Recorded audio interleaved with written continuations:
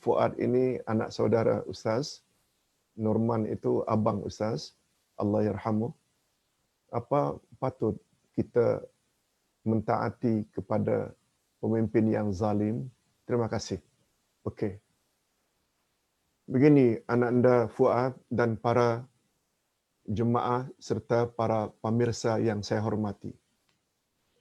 Allah Subhanahu Wa Taala berfirman pada ayat 59 dari surat An-Nisa. Bunyi ayatnya, A'udzubillahi minasyaitonir rajim. Ya ayyuhalladzina amanu atti'ullah wa atti'ur rasul wa ulil amri minkum. Fa in tanaza'tum fi syai'in farudduhu ila Allahi war rasul. Hai orang-orang yang beriman, taatlah kamu kepada Allah dan taatlah kamu kepada Rasul dan kepada ulil amri, kepada pemimpin-pemimpin kamu. Dari ayat ini orang beriman disuruh oleh Allah agar taat kepada tiga pihak. Pertama Allah, yang kedua Rasul, yang ketiga ulil amri, pemimpin.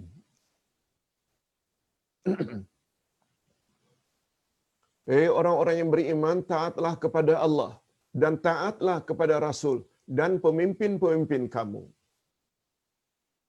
Cuma kata ulama tafsir dalam hal ini ada perbezaan ketaatan kepada Allah, Rasul dan ulil amri. Sebabnya kata ulama akidah,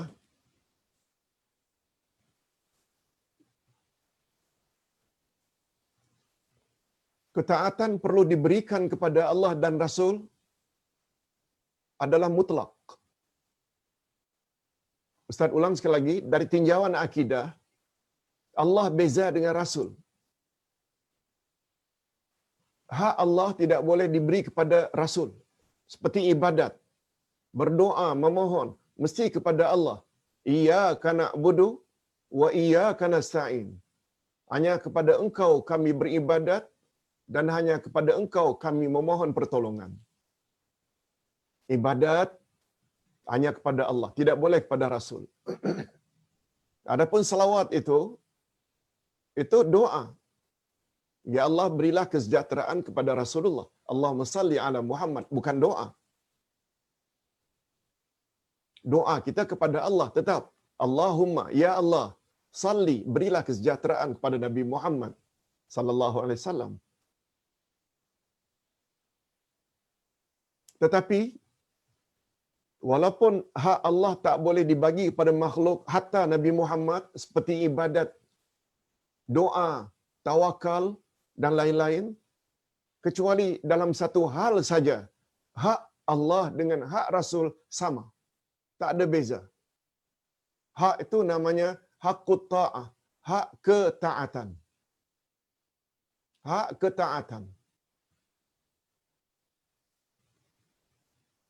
Sebab bila kita taat pada Rasulullah, sama hukumnya dengan kita taat kepada Allah. Begitu sebaliknya, bila kita bangkang Rasulullah, bila kita berbuat maksiat terhadap Rasulullah, automatically bermakna kita bangkang dan berbuat maksiat pada Allah. Itu sebabnya kata Nabi, man ata'ani faqad ata' Allah. Siapa yang taat padaku, itu bermakna dia taat pada Allah.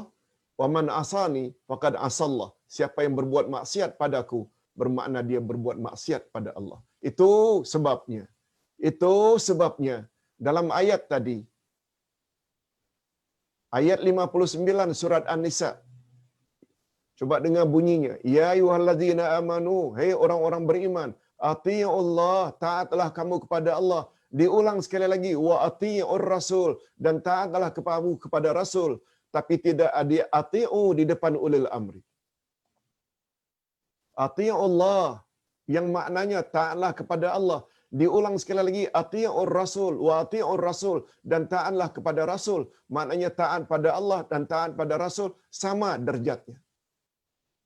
Tetapi dengan ketiadaan ati'u di depan ulil amri, wa ulil amri minkum. Allah tidak sebut wa ati'u ulil amri minkum. Ini memberi isyarat. Taat kepada ulil amri boleh, selagi tidak bercanggah dengan kehendak Allah dan kehendak Rasul.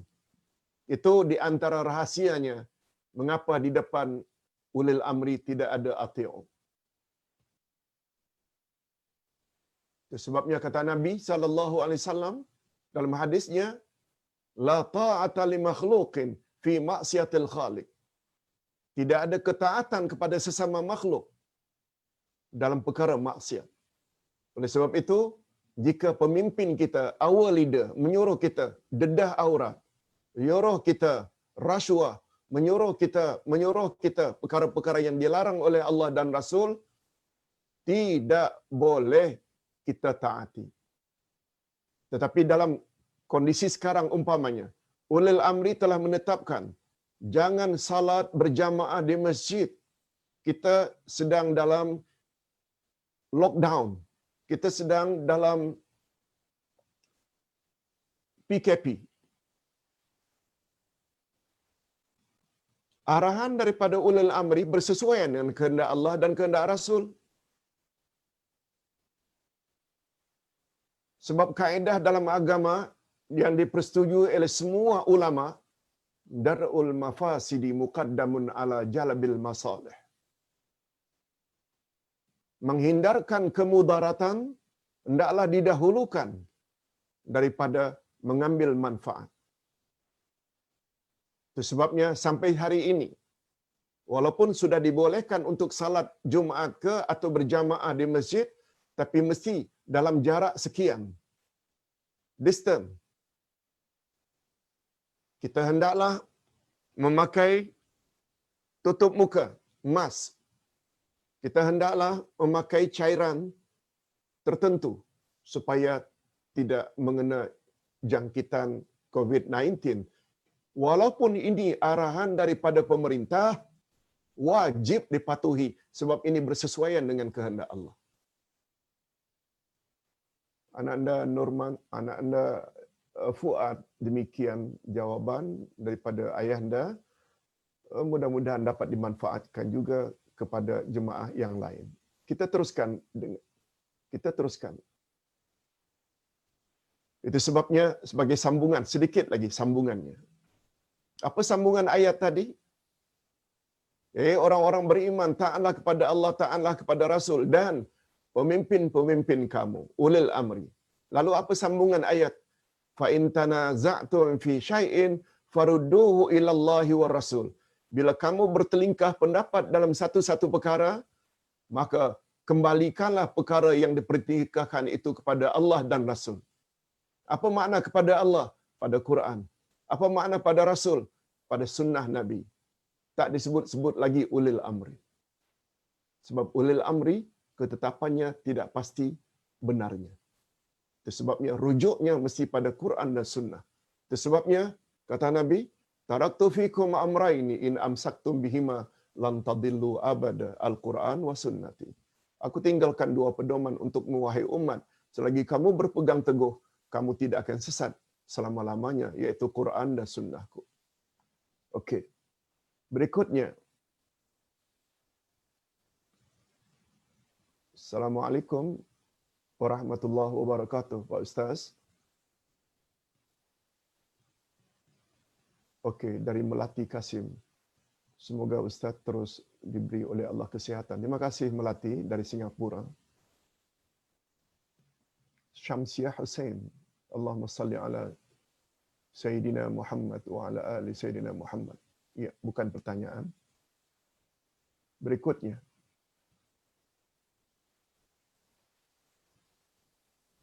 Azizah Osman, Masya Allah, Tabarakallah, Alhamdulillah. Terima kasih, Azizah.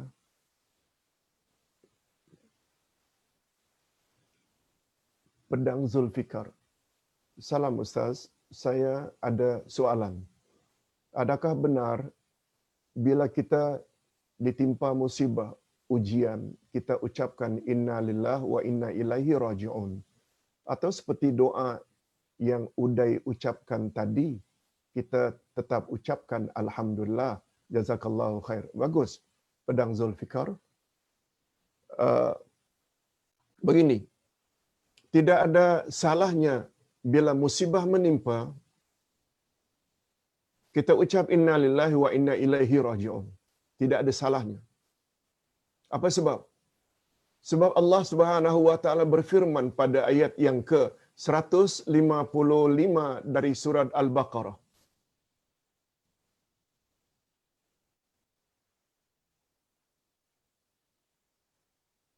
56. 156. Ayat 156 dari surat Al-Baqarah. Setelah Allah Subhanahu wa taala menyebut pada ayat 155,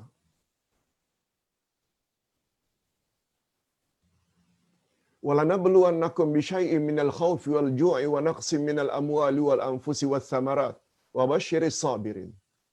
Allah pasti akan uji kamu dengan kelaparan, dengan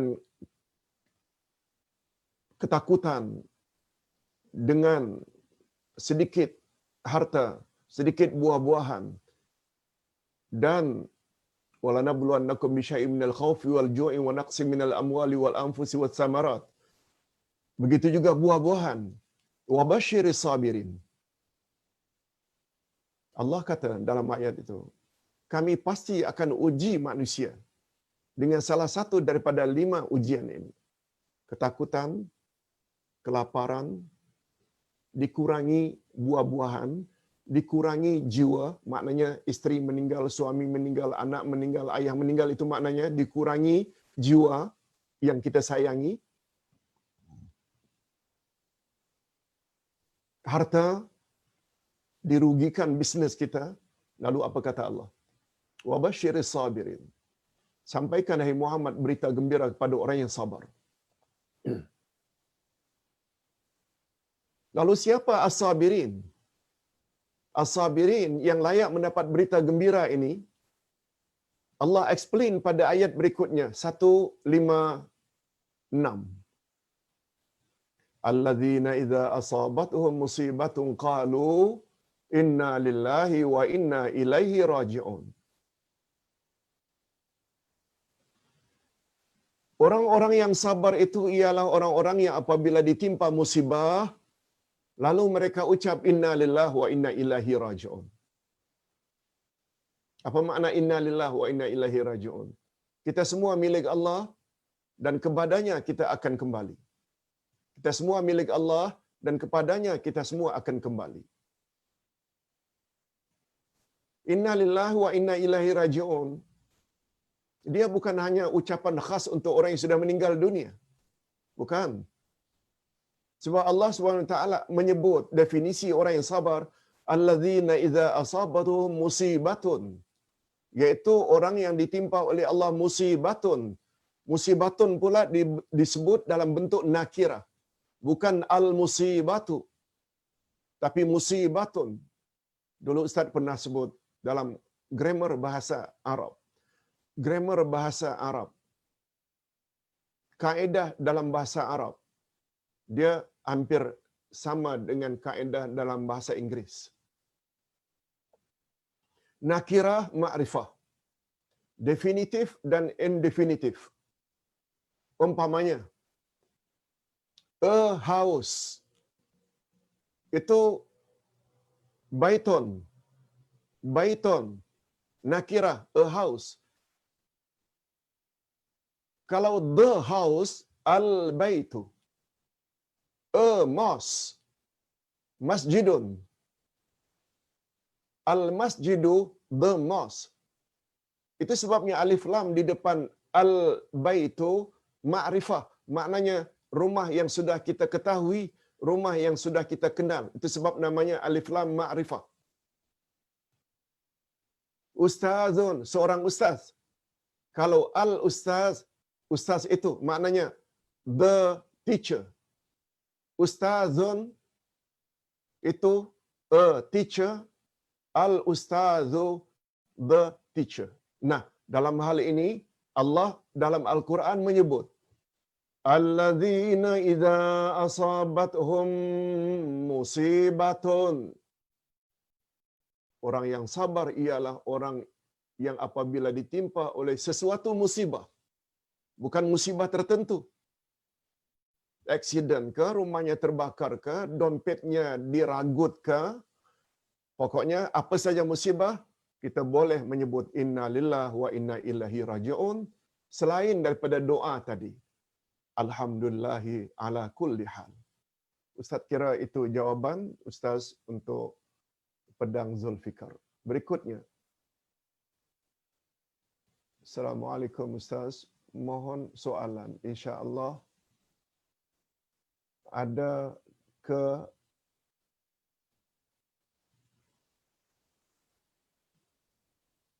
mizan di mana ditimbang kalam atau sebutan Alhamdulillah oleh hamba Allah itu. Ibu Zahrah Ahmad. Ustaz ulang sekali lagi. Mohon soalan Ustaz. Adakah mizan di mana ditimbang sebutan Alhamdulillah oleh seorang hamba itu? Ya. InsyaAllah hari Ahad lusa kita akan belajar siri ketiga iman pada hari akhirat. Ketika membahas mukaddimah hari akhirat, kita akan membahas masalah mizan. Kita akan membahas masalah mizan. Mizan ini maknanya timbangan. Kita jangan samakan timbangan yang dimaksudkan amal baik, amal jahat nanti di akhirat dengan sama dengan timbangan di dunia. Tidak. Allah Subhanahu Wa Taala berfirman pada penghujung surat Zalzalah. Fa'amma man maaf dalam surat Al-Qari'ah. Dalam surat Al-Qari'ah. Fa'amma man thaqulat mawazinuhu fahuwa fi 'ishatir radiyah. Siapa yang timbangan amal baiknya lebih berat, maka dia akan hidup dengan penuh diredai dalam syurga. Wa amma man khaffat mawazinuhu fa ummuhu hawiyah. Siapa yang ringan timbangan amal baiknya, dia akan hidup di dalam neraka yang bernyala-nyala. Nauzubillah min zalik. Dari ayat itu kita dapat tahu bahawa di sana ada timbang menimbang. Macam mana bentuknya? Jangan bahas. Ini diperkuatkan lagi pada penghujung surat Zalzalah. Faman ya'mal mithqala dzarratin khairan yara wa man ya'mal mithqala dzarratin syarran yara. Siapa buat amal baik walau kecil macam mana pun akan diperlihatkan untuknya. Begitu juga sebaliknya, siapa buat kejahatan walau kecil, dia akan diperlihatkan kepadanya dan selanjutnya disiksa. Jadi Ustaz kira secara ringkas, kita wajib, malah boleh rosak iman kita bila tak percaya adanya mizan di sana. Tentang macam mana bentuk mizan, jangan dibahas. Itu panduan dalam mempelajari kaedah dalam hal-hal yang gaib.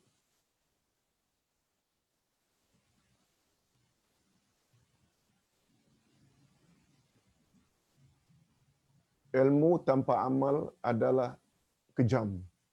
Amal tanpa ilmu adalah sesat.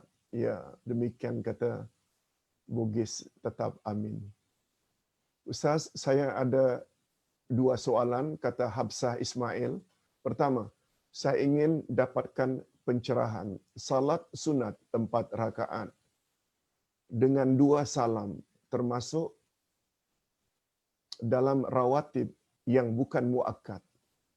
Apakah kedudukan salat itu pula jika dibuat 2 rakaat saja? Hadirin dan hadirat, dalam hal ini 2 rakaat sebelum zuhur, 2 rakaat, 4 rakaat sebelum zuhur, kedua-duanya ada hadis Nabi yang sahih.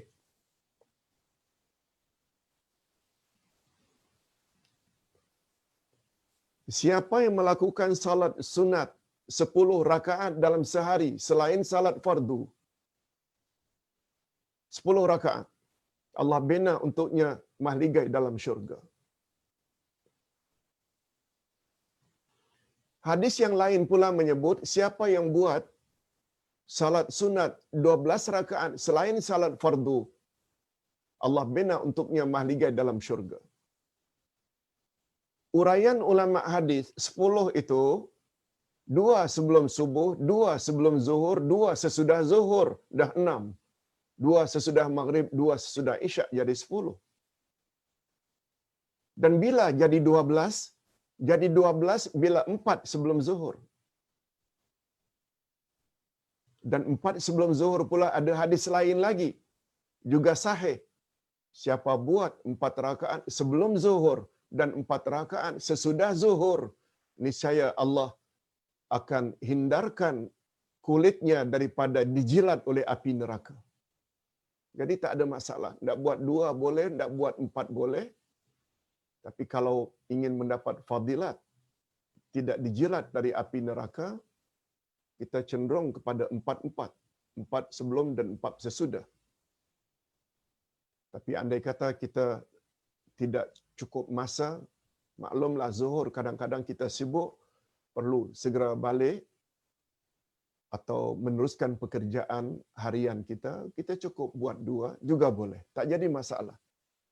Yang kedua soalannya, yang kedua, boleh ke Ustaz beri pencerahan salat perempuan yang ada masalah keluar angin dari faraj semasa sedang salat? Hadirin dan hadirat rahimakumullah.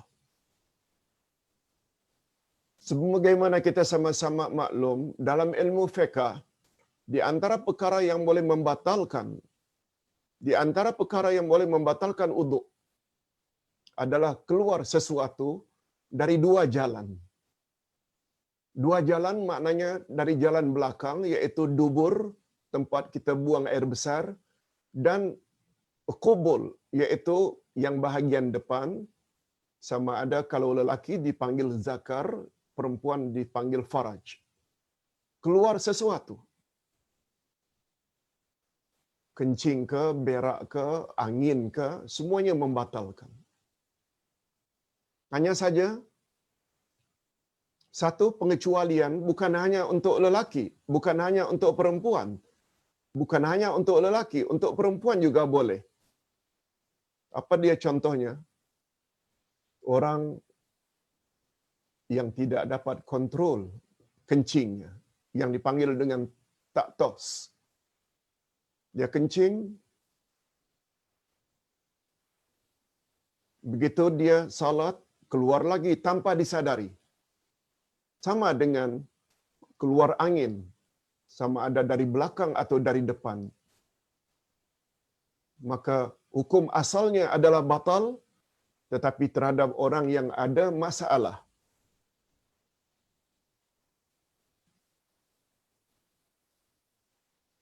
Terkeluar saja anginnya, terkeluar saja kencingnya, orang tersebut salatnya sah.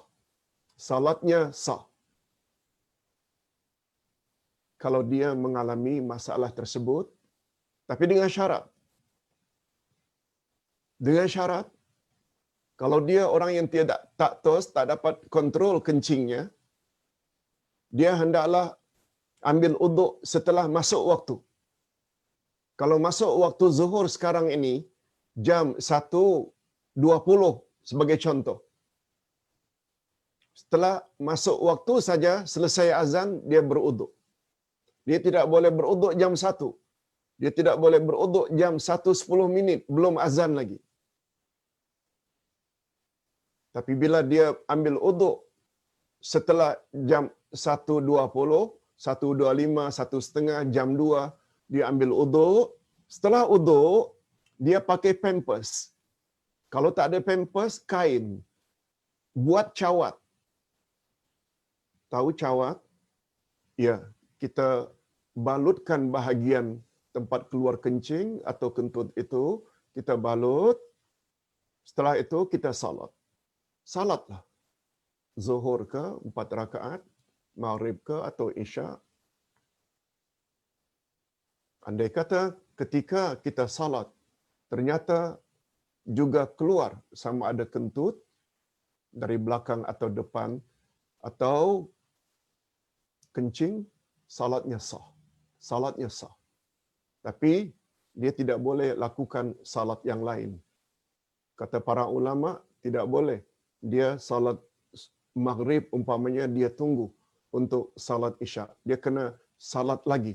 Dia kena buat uduk lagi untuk salat isyaknya. Sebab kencing yang keluar tadi itu membatalkan uduknya. Tapi salatnya sah maghrib. Tetapi sekedar untuk tambah dengan ba'diyah, setengah ulama mengatakan dibolehkan. Sebab itu bergandingan. Tapi untuk tunggu isyak tak boleh. Wallahu a'lam. Berikutnya, safar otai safar. Ustaz, hari raya haji ini jatuh pada hari Jumaat. Perlukah orang-orang dibenarkan masuk masjid musim corona ini hadir kedua-duanya atau bagaimana? Okey. Memang betul diperkirakan Indonesia juga Malaysia kalau Ustaz lihat pada kalender Jumaat 10 Zulhijjah itu jatuh pada hari Jumaat. Pertama Ustaz ingin sebut walaupun tidak ditanya, Nabi SAW pernah bersabda, jika hari raya itu jatuh pada hari Jumaat, apakah Idul Adha atau Idul Fitri, siapa yang ingin melakukan salat Jumaat, silakan. Siapa yang tidak melakukan salat Jumaat juga tidak mengapa. Dia cukup ganti dengan zuhur. Ada hadis lain mengatakan tiada dua khutbah dalam sehari, iaitu khutbah hari raya dan khutbah Jumaat. Cuma secara ringkasnya, kesimpulan hukum salat Jumaat pada hari raya, pada hari Jumaat, jumhurul ulama, majoriti ulama fiqh berpendapat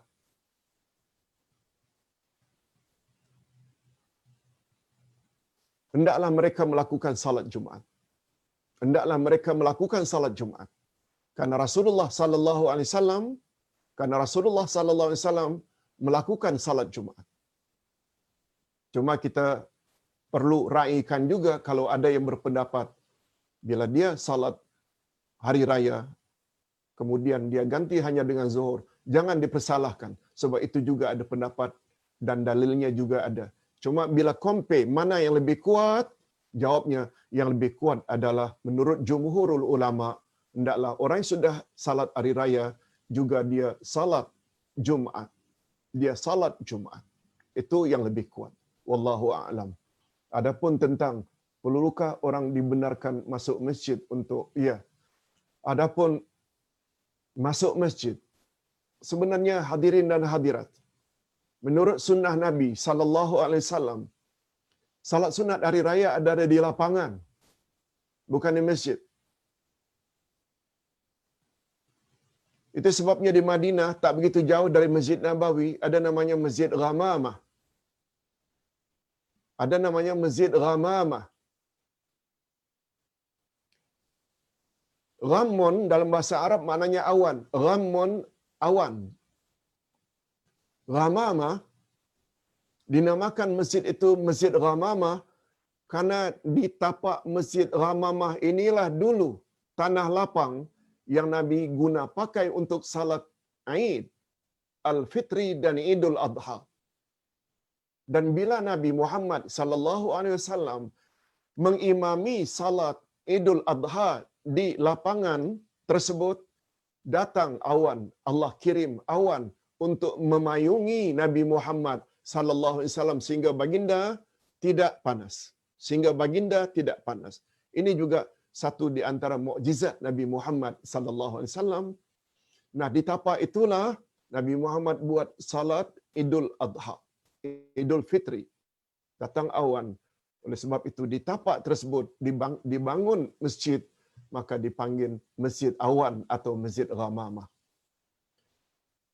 Oleh sebab itu, andai kata kita di Malaysia, alhamdulillah, kalau di Indonesia pada umumnya salat Id ini dibuat di lapangan.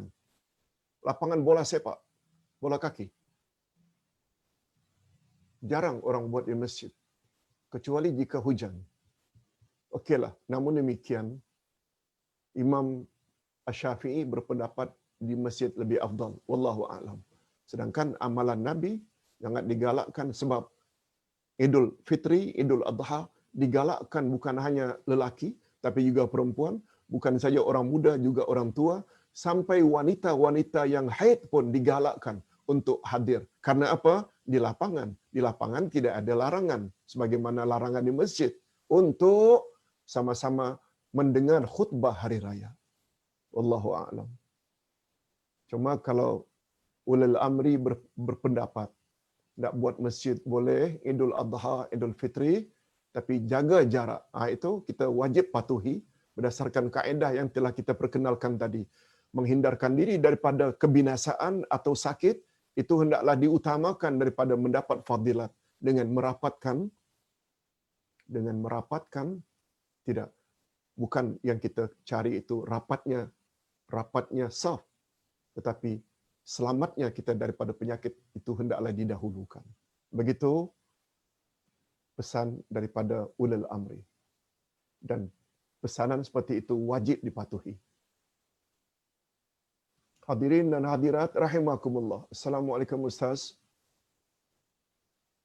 Macam kat Mekah, lepas salat tak ada zikir dan doa. Kita di sini ada masjid yang buat dan ada masjid yang tidak buat. Kami yang macam orang awam ini, mana, maafkan saya bertanya, doakan saya Ustaz. Macam mana? Saya orang awam macam mana?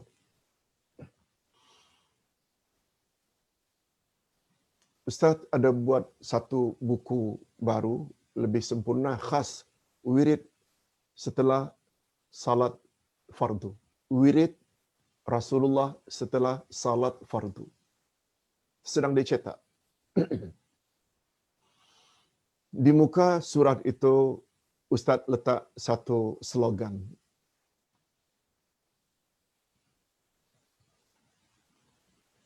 Biasakan yang benar dan jangan benarkan kebiasaan.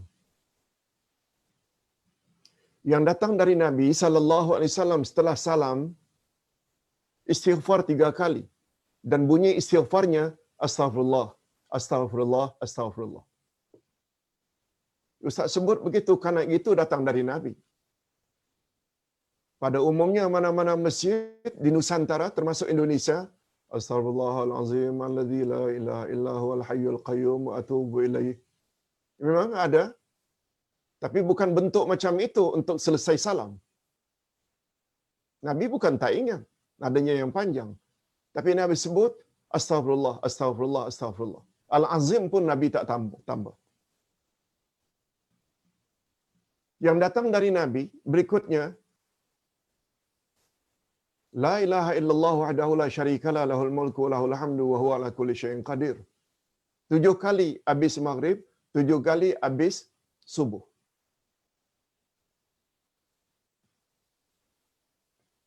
Itu sahih. Allahumma anta salam wa minka salam tabarakta ya zal jalali wal ikram. Itu yang pendek yang datang dari Nabi. Sempena habis salat. Bukan Allahumma anta salam wa minka salam fahayyina rabbana bisalam wa adkhilnal jannata darassalam tabarakta rabbana wa ta'ala ya zal jalali wal ikram. Tidak datang dari Nabi sempena habis salat. Ayatul Kursi. Jadi Ustaz buat ini yang datang dari Nabi, ini yang kebiasaannya kita dengar imam-imam Nusantara baca. Kalau ingin selamat dan mendapat ganjaran, syarat amal diterima,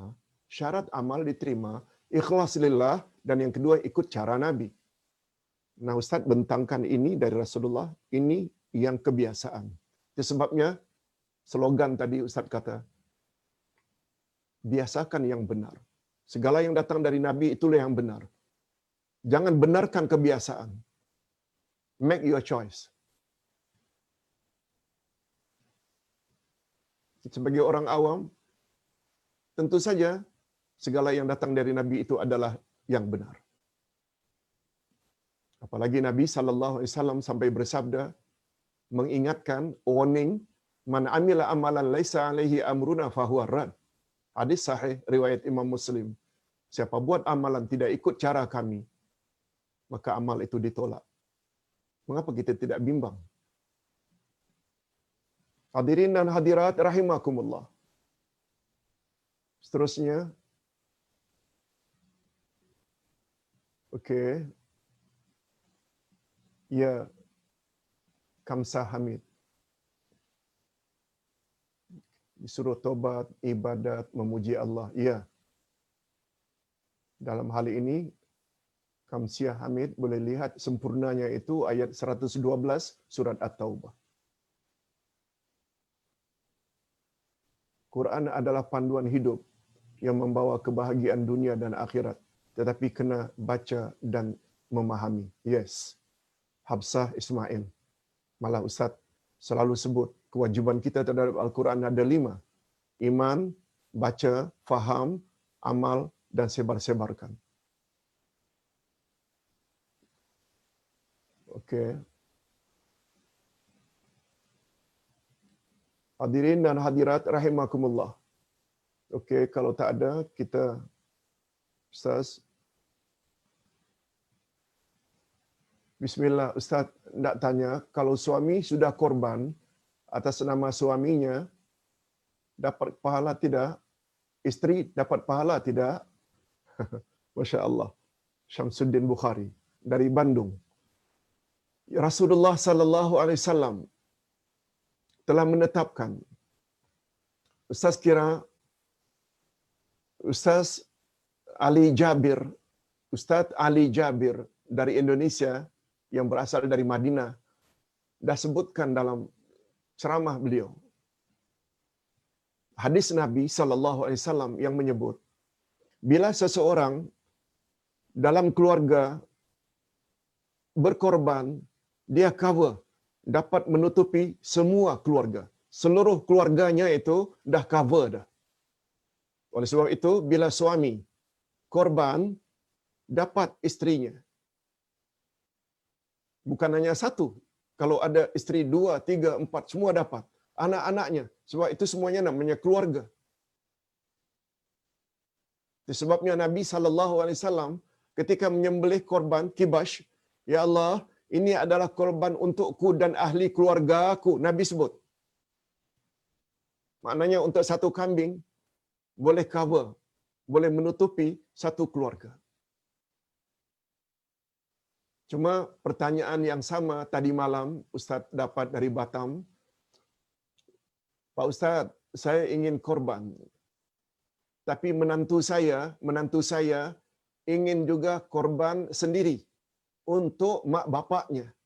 Nah, yang macam itu better si bapa tadi korban, menantunya juga korban. Sebab bila si ayah bapa mertuanya korban, itu cover anaknya, isterinya, cucunya. Tetapi tidak cover untuk bisannya, iaitu ayah, ibu daripada menantunya. Itu bukan keluarganya dari sudut ini. Dia tidak cover. Oleh sebab itu bila menantu ingin buat, dia cover pula untuk keluarganya dari sebelah lelaki. Wallahu a'lam. Ustaz cenderung pada pendapat demikian. Wallahu a'lam. Sampai Absa Isma. Ustaz, Assalamualaikum Ustaz. Apa maksud kalau Ustaz pujian terhadap Allah adalah roh segala sesuatu? Allahu Akbar. Bagus. Erlina.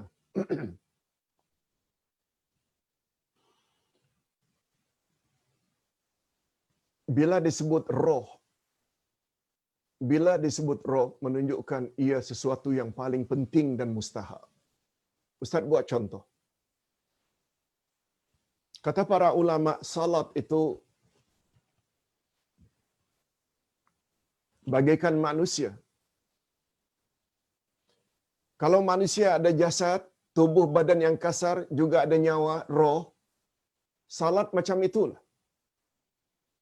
Qiyam, berdiri tegak, ruku', i'tidal, sujud, membaca Al-Fatihah, takbir, Allahu Akbar, salam, tahiyat.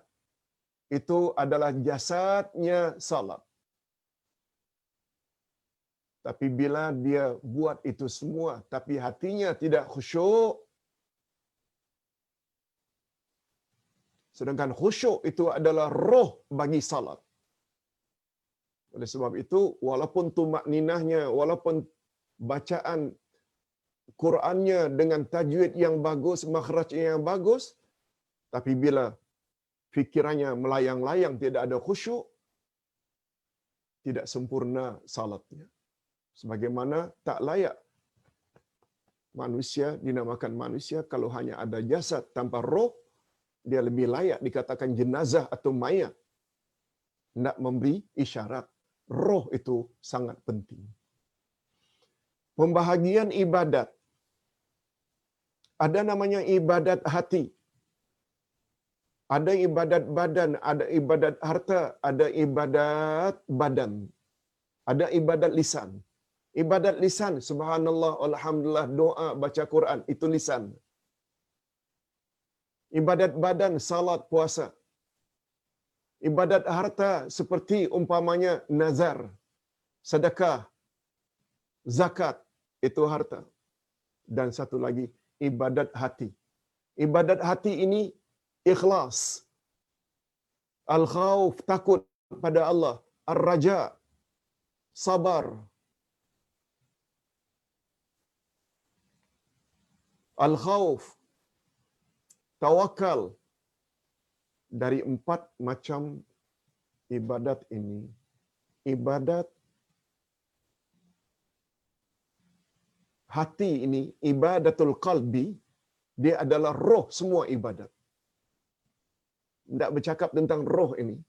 Dari semua ibadat ni, betul tak? Zakat ke namanya ibadat harta? Salat ke namanya ibadat badan? Baca Quran ke ibadat lisan? Betul tak kalau tidak ada ikhlas, semuanya hancur, musnah. Tidak ada nilai di sisi Allah Azza wa Jalla. Sekedar tidak membahas makna roh. Oleh sebab itu, kalau dikatakan alhamdulillah itu adalah roh,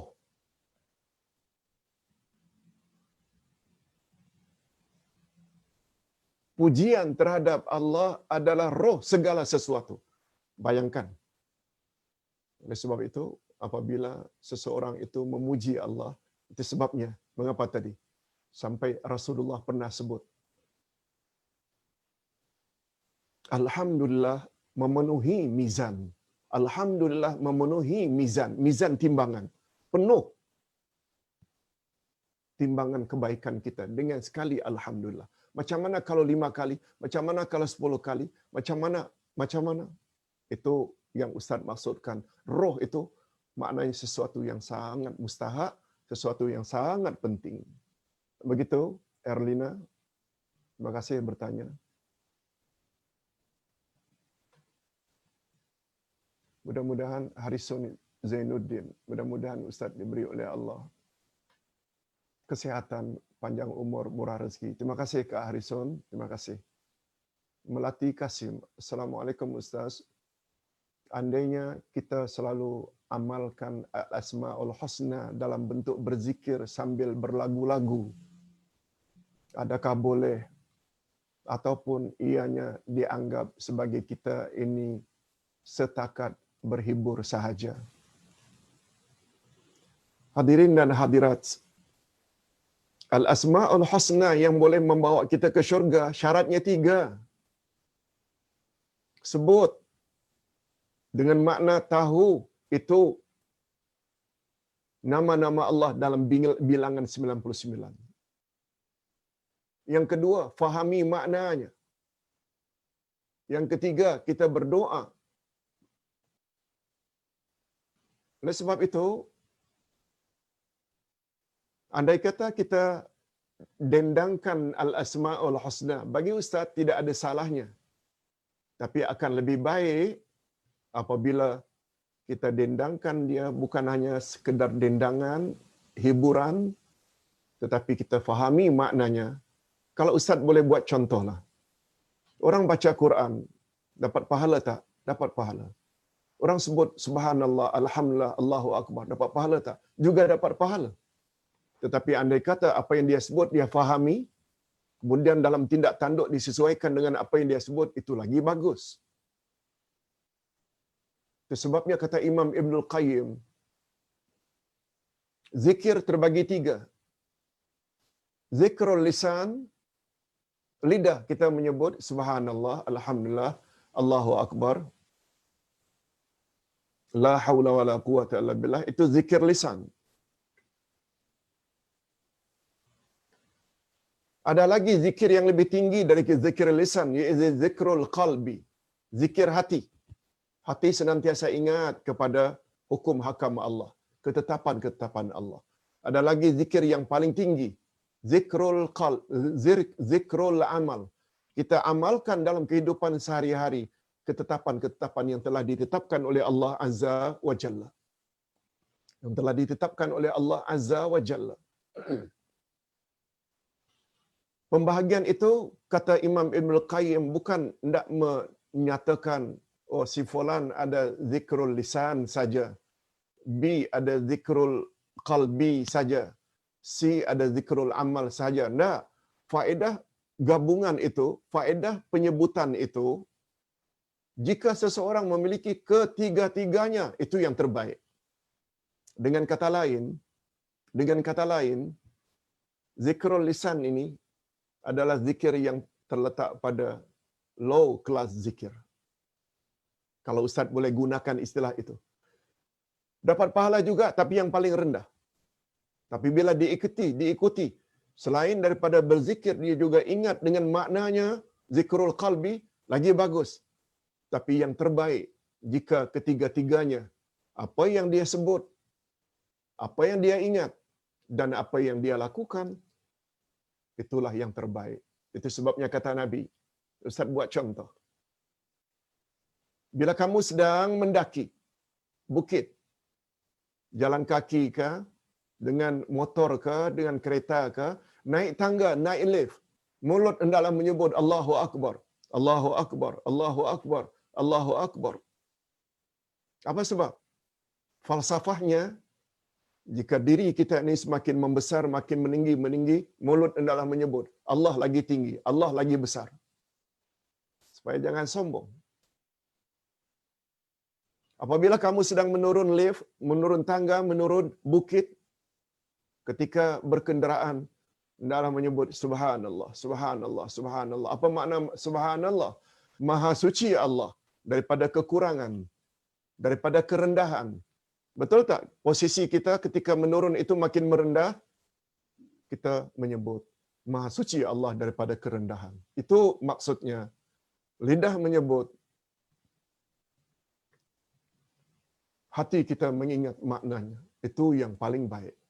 Ustaz tidak nafikan mendendangkan al-asma'ul husna tentu lebih baik daripada yang kita dendangkan itu yang bukan-bukan, tapi untuk mendapat fadilat yang lebih, hendaklah kita penuhi syarat-syarat tadi.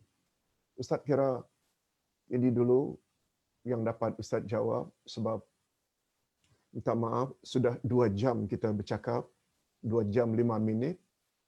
Mungkin terakhir ini pertanyaan Nurha Yati. Assalamualaikum Ustaz, jika seseorang itu memang selalu keluar angin kentut tanpa dapat dikawal, orang tersebut boleh salat. Adakah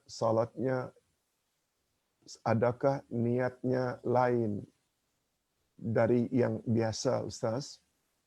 Penyakit keluar angin ini akan bertambah-tambah bila dia berpuasa. Jadi afdal tak kita buat puasa-puasa sunat? Syukran Ustaz atas penjelasannya. Okey. Tadi Ustaz dah jelaskan kedudukan orang yang keluar angin sama ada dari depan atau dari belakang. Dia boleh membatalkan salat. Apa sebab boleh membatalkan salat? Sebab kentut dapat membatalkan uduk. Nabi pula bersabda, la salata, tidak ada salat, tidak sah salat bighairi uduk, tanpa uduk. Nah, sekarang bila uduk batal, maka batal. Cuma ada sedikit pengecualian bagi orang yang ada masalah, tak dapat kontrol, tidak dapat kontrol kencing, tidak dapat kontrol kentut, maka orang tersebut boleh salat, tapi dengan syarat-syarat tadi, ambil uduk setelah masuk waktu. Setelah beruduk, balut bahagian berkenaan, kemudian salatlah. Apabila terjadi dalam salat, salatnya tetap sah dan tak perlu diqada. Tak perlu diqada. Cuma masalahnya, bila dengan berbuat maaf dalam keadaan atau kondisi seperti itu, bila dia berpuasa semakin makin menjadi masalah yang dia hadapi. Kalau itu puasa sunat, mungkin dia terpaksa kurangi puasa sunatnya demi kesempurnaan salatnya. Kalau demikian, kalau sama saja, baguslah dia berpuasa selain salat, sebab dia termasuk orang yang sudah dimaafkan. Orang dia maafkan. Sedangkan puasa pula, dia tidak ada masalah kentut yang tidak dapat dikawal. Wallahu a'lam. Ustaz kira untuk hari ini sampai di sini dulu, dan andai kata ada pertanyaan yang belum terjawab, tolong tanya balik esok insya-Allah dalam pelajaran tafsir At-Takwir kalau tak salah. Kalau tidak salah, surah baru. At-Takwir kalau tidak salah. Hadirin dan hadirat rahimakumullah. Sampai jumpa esok insya-Allah. Assalamualaikum warahmatullahi wabarakatuh.